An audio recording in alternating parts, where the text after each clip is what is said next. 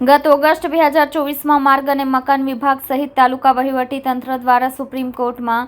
Road margin જગ્યામાં તેમજ રોડને અડીને આવેલા ધાર્મિક બાંધકામ દૂર કરવા માટેનો ચુકાદો આવ્યો છે, જે ચુકાદાના આધારે રાજ્ય સરકાર દ્વારા ચુકાદાના અમલીકરણ માટે જરૂરી આદેશ રાજ્યભરમાં કરવામાં આવ્યા છે, જે અંતર્ગત અંકલેશ્વર એસડીએમના વડપણ હેઠળ અંકલેશ્વર તાલુકાના મામલતદાર,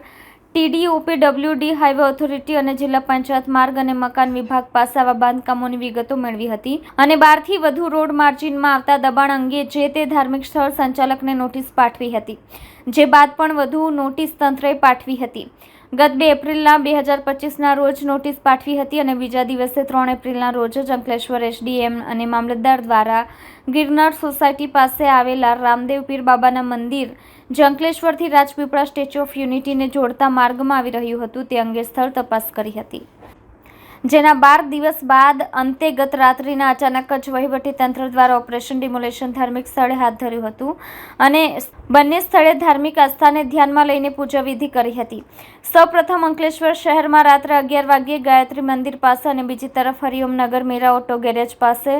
રોડ બ્લોક કરી દેવામાં આવ્યા હતા. બંને તરફ પોલીસનો લોખંડી ખડકલો કરી ધાર્મિક વિધિ પૂર્ણ થતાં જેસીબીની મદદથી દરગાહ દૂર કરી દેવામાં આવી હતી, જેના ઢાંચાને બાજુમાં આવેલ કબ્રસ્તાનના અંદરના ભાગમાં સુરક્ષિત રીતે શિફ્ટ કરવામાં આવ્યા હતા અને તેના પર રાતોરાત ડામર પાથરી દેવામાં આવ્યું હતું અને રોડ લેવલ કરી દેવામાં આવ્યું હતું. જે દરમિયાન રાજપીપળા રોડ પર ગિરનાર સોસાયટી પાસે સોસાયટી ગેટ બ્લોક કરી દેવામાં આવ્યો હતો, તેમજ મંદિરની ચારે તરફ પોલીસ દ્વારા 70થી વધુ પોલીસ જવાનોનો ખડકલો કરી દેવામાં આવ્યો હતો. આ દરમિયાન મંદિર પૂજા કરી મંદિર મૂર્તિ તેમજ અન્ય ધાર્મિક સામગ્રી પ્રથમ ઉપાડી લઈ લેવામાં આવી હતી, જે બાદ જેસીબીની મદદથી મંદિરના ઢાંચાને રાત્રિના 12:30 વાગ્યા બાદ તોડી પાડવામાં આવ્યું હતું. સવારે 3 વાગ્યા સુધી આ ડિમોલેશન પ્રક્રિયા કરી બંને સ્થળેથી ધાર્મિક દબાણ દૂર કરી દેવામાં આવ્યા હતા અને તેના પર રોડનું કામ પણ શરૂ કરી દેવામાં આવ્યું હતું. તારીખ 14/4/2025ના રોજ અંકલેશ્વર તાલુકામાં અંકલેશ્વર શહેરમાં આવેલ ધાર્મિક દબાણો અંગે જરૂરી સમીક્ષા કરી નામદાર ગુજરાત હાઈકોર્ટના કેસ નંબર 9696/2006 થી મળેલ સૂચના મુજબ રસ્તાને નડતરરૂપ સાર્વજનિક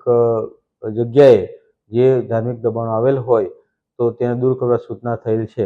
તે બાબતે અંકલેશ્વરમાં હસ્તી તળાવ પાસે કબર તેમજ રામદેવ પીરનું મંદિર સારંગપુર પાસે જે નેશનલ હાઈવેને અડીને વચ્ચોવચ્ચ આવેલ હતું તે સમગ્ર કાર્યવાહી પૂર્ણ કરી તેને દૂર કરવામાં આવેલ છે અને આ અંગે વિધિવત યોગ્ય નોટિસ પણ સંબંધિતને આપેલ હતી અને એની વિધિવત પૂજા અર્ચના કરી અને તેને દૂર કરવામાં આવેલ છે.